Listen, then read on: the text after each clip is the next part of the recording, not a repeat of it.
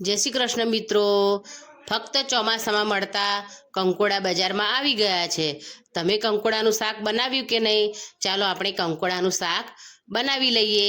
કંકોડામાં full of fibre હોય છે, એ તમને ખબર છે? સરસ 2-3 પાણી આપણે એને ધોઈ લેવાના છે. જો આ રીતે કટ કરી લઈશું. જો ડુંગળીને પણ આપણે સમારી લઈશું. કંકોડા અને ડુંગળીનું કોમ્બિનેશન ખૂબ જ સરસ લાગે છે. આ રીતે ડુંગળીને પણ આપણે ઊભી સ્લાઇસમાં કટ કરી લઈશું. ડુંગળી અને કંકોડાને કટ કરી લેવાના છે. શાકનો વઘાર કરવા લસણની ચટણી તૈયાર કરી લઈશું. એની માટે મેં આ લસણ લઈ લીધું છે. 1 ચમચી કુંઠી લાલ મરચું ઉમેરીશું. 1 ચમચી તીખું મરચું ઉમેરીશું. ખાંડી લઈશું. મરચાને વાટીને આ રીતે તૈયાર કરી લેવાનું છે. શાકનો વઘાર કરી લઈશું. તેલ લઈ લઈશું. રાઈ ઉમેરીશું. અજમો ઉમેરીશું 5 ચમચી જેટલો. ઉમેરીશું. ડુંગળી ઉમેરી લઈશું. કંકોડા ઉમેરી લઈશું. લસણનું મરચું ઉમેરી દઈશું. હળદર ઉમેરીશું. ધાણા જીરું ઉમેરીશું. ટેસ્ટ મુજબ મીઠું ઉમેરી લઈશું. બરાબર કંકોડાનું શાક કોને કોને ભાવે છે એ મને કોમેન્ટમાં લખીને જરૂર જણાવજો. અમે અહીંયા કંકોડા કહીએ છીએ, તમે એને શું કહો છો એ મને કોમેન્ટમાં લખીને જરૂર જણાવજો. આ કંકોડા મને કોણે આપ્યા છે તમને ખબર છે? તમને ક્યાંથી ખબર હોય? હું જ કહી દઉં. મારા બાજુમાં મારી બહેનપણી ગીતા રહે છે.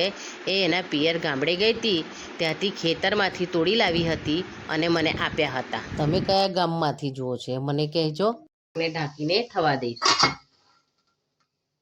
શાક સાથે ખાવા માટે આપણે જુવાર બાજરીનો રોટલો તૈયાર કરી લઈશું.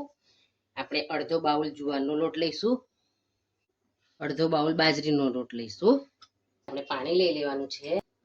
પાણીમાં આપણે 1 ચમચી મીઠું ઉમેરીશું. મિક્સ કરી લઈશું અને આ રીતે થોડું પાણી લઈ અને આ રીતે લોટને બરાબર મસળવાનો છે. લોટને મસળશો ને તો તમારો રોટલો એકદમ સ્મૂધ થશે.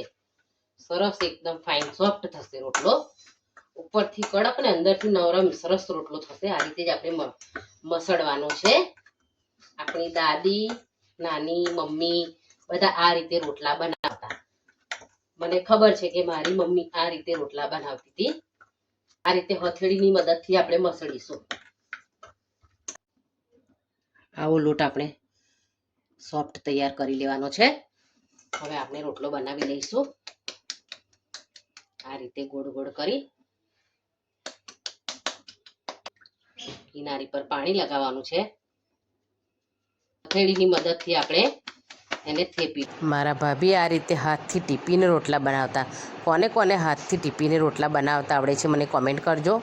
તમે જોઈ શકો છો આપણો રોટલો સરસ તૈયાર થઈ ગયો છે. હવે આપણે એને શેકી લઈશું. આપણે જોઈ લઈએ કે આપણું કલાડું ગરમ થઈ ગયું છે કે નહીં. સરસ ગરમ થઈ ગયું છે. આપણે રોટલાને લઈ લઈશું. આ રીતે ઉપર પાણી લગાવી અને થવા દેવાનું છે એક બાજુ. જોઈ લઈએ આપણું શાક તૈયાર થઈ ગયું છે કે નહીં. આપણું શાક પણ સરસ તૈયાર થઈ જવા આવ્યું છે. તમે બધા વ્યુઅર્સ મારી ફેમિલી છો.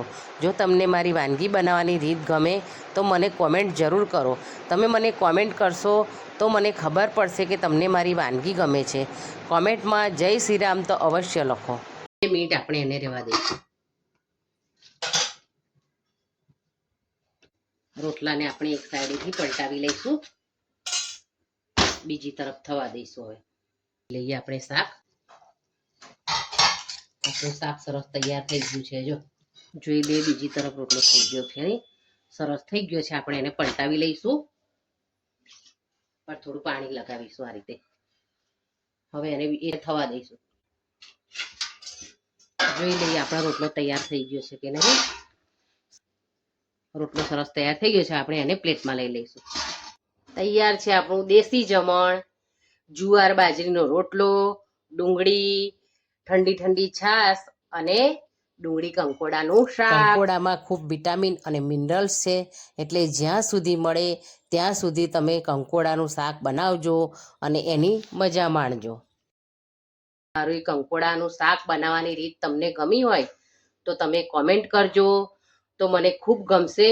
મારી ચેનલ ભાવનાસ કિચનને સબસ્ક્રાઇબ ના કરી હોય તો તમે સબસ્ક્રાઇબ જરૂર કરી દેજો.